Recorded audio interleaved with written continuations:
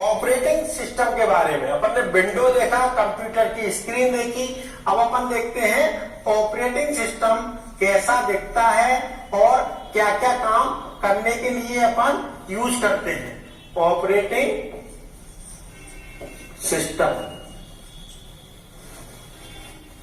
ठीक है। Operating system अपन ने पहले भी बात की थी ऑपरेटिंग सिस्टम की। ऑपरेटिंग सिस्टम एक बहुत ही इंपॉर्टेंट पार्ट है अपने कंप्यूटर सिस्टम का। इसके बिना कोई भी हार्डवेयर और कोई भी सॉफ्टवेयर सब आपके बेकार है। सॉफ्टवेयर आपको दिखेंगे ही नहीं, आप इंस्टॉल कैसे करोगे, और हार्डवेयर आपके काम नहीं करेंगे, उनसे आप काम कैसे लोगे। चाहे आपके हार्ड डिस्क हो, चाहे आपकी मेमोरी हो, चाहे आपका मदरबोर्ड हो, कुछ भी पर्टिकुलर काम नहीं करेगा बिना ऑपरेटिंग सिस्टम के। ऑपरेटिंग सिस्टम बेसिकली दो टाइप के होते हैं। एक होता है विदाउट GUI और एक होता है विथ GUI। दो तरह के होते हैं। अब GUI क्या है? GUI का फुल फॉर्म होता है ग्राफिकल यूजर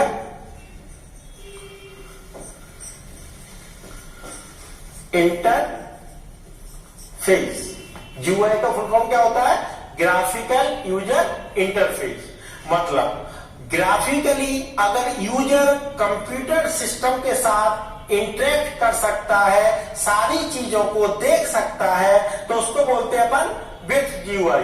जैसा अपन अपनी आपको स्क्रीन दिख रही होगी, ये जो ऑपरेटिंग सिस्टम है इसका नाम है विंडोज 7। ये विंडोज 7 ऑपरेटिंग सिस्टम है और अपन को दिख रहा है। अपन इस पे कुछ भी कर सकते हैं, अपने डेटा को बना सकते हैं, इसको कॉपी कर सकते हैं, कट कर सकते हैं, पेस्ट कर सकते हैं। अपन अपने सॉफ्टवेयर को इसमें इंस्टॉल कर सकते हैं, अनइंस्टॉल कर सकते हैं। सारी चीजें डेट टाइम सबकी सेटिंग कर सकते हैं। मतलब ये जो ऑपरेटिंग सिस्टम अपन यूज कर रहे हैं वो है विथ GUI, मतलब ग्राफिकल यूजर इंटरफेस के साथ वाला ऑपरेटिंग सिस्टम।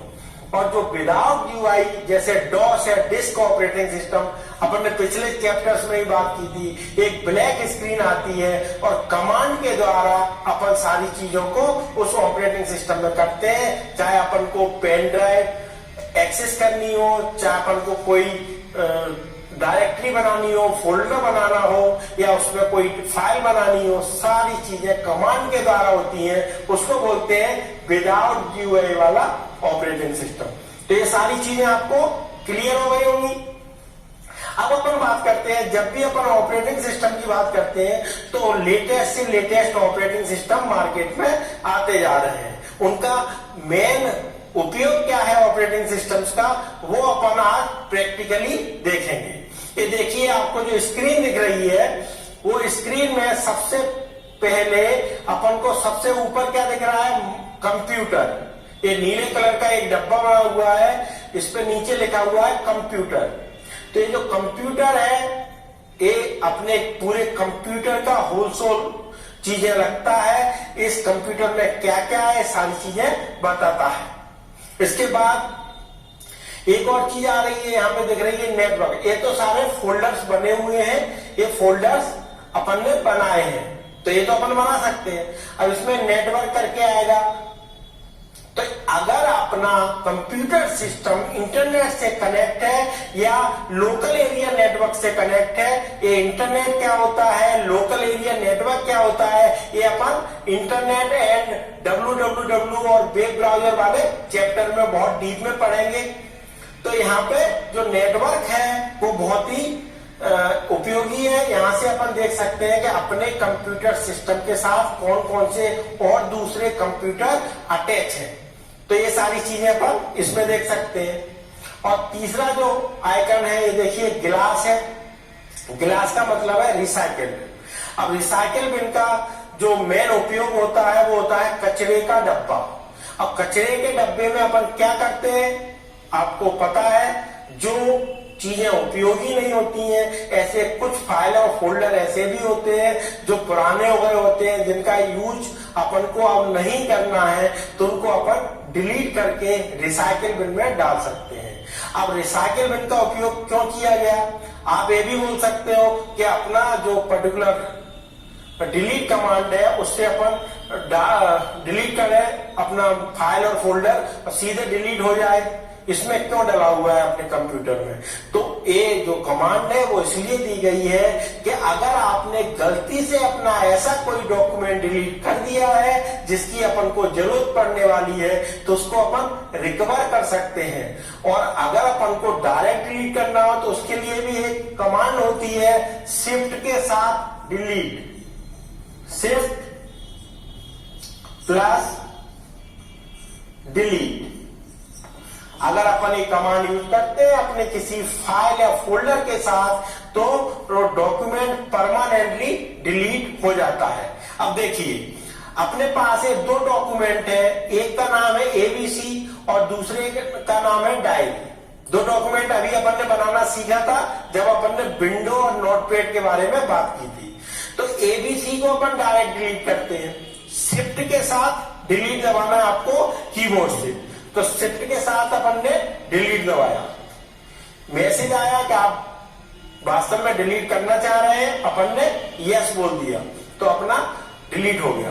अब अपन इस पर्टिकुलर फाइल को वापस चाह रहे हो तो ये आपको भविष्य में नहीं मिलेगा। इसका जो डॉक्यूमेंट, इसके अंदर का जो भी मटेरियल है फाइल का, वो आपको भविष्य में कभी भी नहीं मिलेगा, आपको दोबारा ही बनाना पड़ेगा। अब रिसाइकिल बिन का यूज देखते हैं। इसको अपन ने जो डायरी है इसको अपन डिलीट करना है, तो शिफ्ट के साथ डिलीट करोगे तो परमानेंटली डिलीट होगा, और नॉर्मल डिलीट करोगे तो आपका रिसाइकिल बिन में जाएगा। फिर वहां से आपने डिलीट किया तो परमानेंटली डिलीट होगा। क्लियर है? अब इसको अपन को डिलीट करने के भी दो तरीके हैं। पहला तरीका है, माउस का राइट क्लिक करिए और यहां से ये डिलीट कर दीजिए। ये ऑप्शन आया, आप डिलीट करना चाह रहे हैं, इसको यस कर दीजिए। ठीक है, तो आपका पर्टिकुलर डॉक्यूमेंट कहां पहुंच गया? रिसाइकिल बिन में। अब आपको ध्यान आया, अरे भाई ये तो गलती से डिलीट हो गया, ये तो बहुत जरूरी और इंपॉर्टेंट डॉक्यूमेंट था। तो आप क्या करेंगे? सीधे सीधे रिसाइकिल बिन में जाएंगे, यहां पे अपना जो डॉक्यूमेंट है वो ढूंढेंगे, ये डॉक्यूमेंट मिल गया है, और राइट क्लिक करेंगे इस पे रीस्टोर।